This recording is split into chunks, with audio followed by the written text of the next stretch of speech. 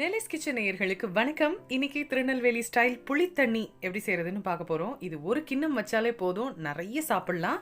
இப்போ 2 lemon size புளி நான் எடுத்திருக்கிறேன். இந்த புளித்தண்ணி செய்யறதுக்கு நல்ல ஹாட் வாட்டர்ல இந்த புளியை ஊற வச்சு நல்லா கரைச்சு எடுத்து வச்சுக்கோங்க. இந்த புளி தான் இதனுடைய மெயின் இன்க்ரீடியன்ட். ஸோ அதனால நல்லா கரைச்சி எடுத்து வச்சுக்கோங்க. பச்சை தண்ணியில் நீங்கள் ஊற போட்டு அதுக்கப்புறமா புளியறதை விட நல்ல ஒரு வெந்நீரில் இதை ஊற போட்டு புளிஞ்சு வச்சிங்கன்னா அதனுடைய ஜூஸுடைய எக்ஸ்ட்ராக்ட் ரொம்ப நல்லாயிருக்கும்.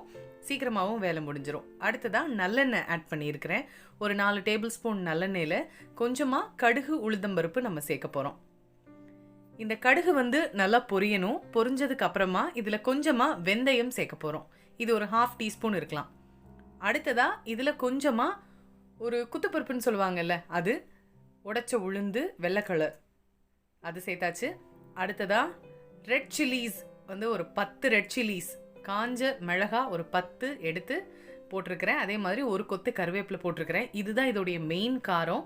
உங்களுக்கு காரம் கம்மியாக தேவைப்பட்டுச்சு அப்படின்னா ஒரு 2 வத்தல் நீங்கள் குறைச்சிக்கலாம். ஸோ இப்போ நல்லா பொன்னிறமாக வதக்கிக்கோங்க. அந்த ஸ்மெல் பச்சை வாசனை எல்லாம் போகிற அளவுக்கு நல்லா வதக்கிட்டு கொஞ்சமாக மஞ்சள் பொடி போட போகிறோம். அடுத்ததாக ஒரு 1/2 டீஸ்பூன் பெருங்காய பொடி நம்ம சேர்க்க போகிறோம்.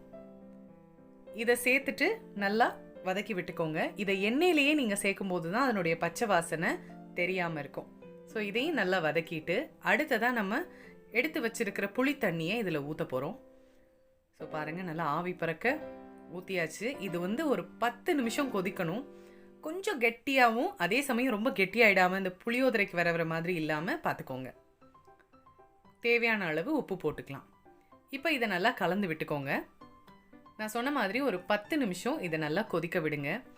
வெறும் புளித்தண்ணி துவையல் வச்சு சாப்பிட்ட காலங்கள்லாம் நிறைய பேருக்கு இருக்கும். அந்த எக்ஸ்பீரியன்ஸ் இருந்தால் கண்டிப்பாக ஷேர் பண்ணுங்கள். ஏன்னா திருநெல்வேலி சைடில் பார்த்தீங்கன்னா இந்த புளித்தண்ணிக்கு ரசிகர்கள் ரொம்பவே ஜாஸ்தி.